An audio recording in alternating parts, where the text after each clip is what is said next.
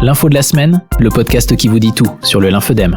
Bonjour à tous et merci d'être à l'écoute de l'Info de la semaine, le podcast dédié au lymphodème, un podcast à l'initiative du docteur Stéphane Vigne, chef du service de lymphologie à l'hôpital Cognac-Jay à Paris et président de la Société française de lymphologie.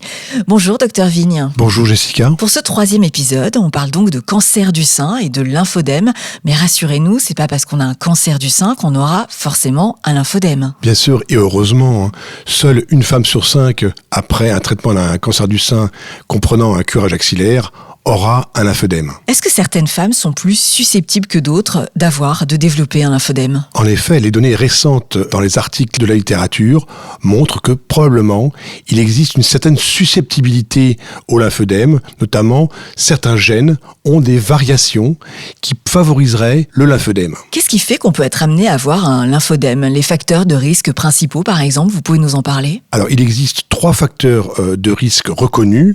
Le premier est le curage axillaire, donc c'est l'ablation des ganglions du creux axillaire au niveau de l'aisselle. Le deuxième facteur de risque, c'est la radiothérapie qui peut comprendre le sein ou les ganglions, ce qu'on a de la chaîne mammaire interne, derrière le sternum. Et enfin, l'obésité, définie donc par un IMC supérieur à 30 kg par mètre carré. En effet, l'obésité est un facteur de risque mal connu, mais qui augmente par 4 le risque de lymphodème. Est-ce qu'il y en a d'autres, des facteurs de risque ? Alors oui, il en existe d'autres qui sont là aussi un peu moins connus puisque moins fréquemment rapportés, notamment la mastectomie par rapport à la tumorectomie. La mastectomie consiste à enlever tout le sein et la tumorectomie une seule partie du sein. Ensuite, les infections post-opératoires. Troisième élément, la chimiothérapie à base de taxane. Les taxanes sont une chimiothérapie notamment comprenant le docetaxel ou le paclitaxel qui favorise également le lymphodème. Et puis des éléments importants qui protègent du risque de lymphodème ou qui diminuent ce risque, notamment la reconstruction mammaire, qu'elle soit différée ou immédiate, par prothèse ou par lambeau autologue, c'est-à-dire avec une partie du corps que l'on déplace et que l'on met pour refaire un volume de sein normal.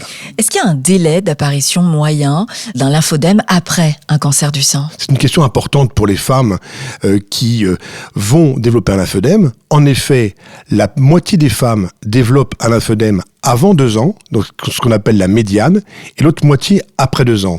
Sachant malheureusement qu'il y a des femmes qui développent un lymphodème 5, 10, 15, 20 ans après le traitement du cancer du sein, alors que celui-ci est totalement guéri. Dans un contexte génétique, docteur Vigne, lorsqu'on retire le ou les seins de façon préventive, c'est ce qu'on appelle la prophylaxie, est-ce que là aussi on a un risque de développer un lymphodème ? Alors il n'y a pas de risque de développer un lymphodème après une chirurgie prophylactique chez les femmes porteuses de mutations génétiques qui favorisent le cancer du sein, car le traitement ne comprend ni le curage axillaire, ni la radiothérapie. Et alors, qu'est-ce qui pourrait permettre de réduire ce risque de lymphodème ? On observe que depuis 50 ans, les progrès techniques ont nettement fait réduire la fréquence du lymphodème.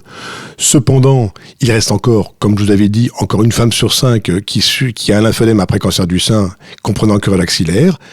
Des nouvelles techniques chirurgicales, en particulier la technique du ganglion sentinelle qui ne permet d'enlever que le premier relais ganglionnaire axillaire, a nettement diminué ce risque aux environs de 5 à 6%.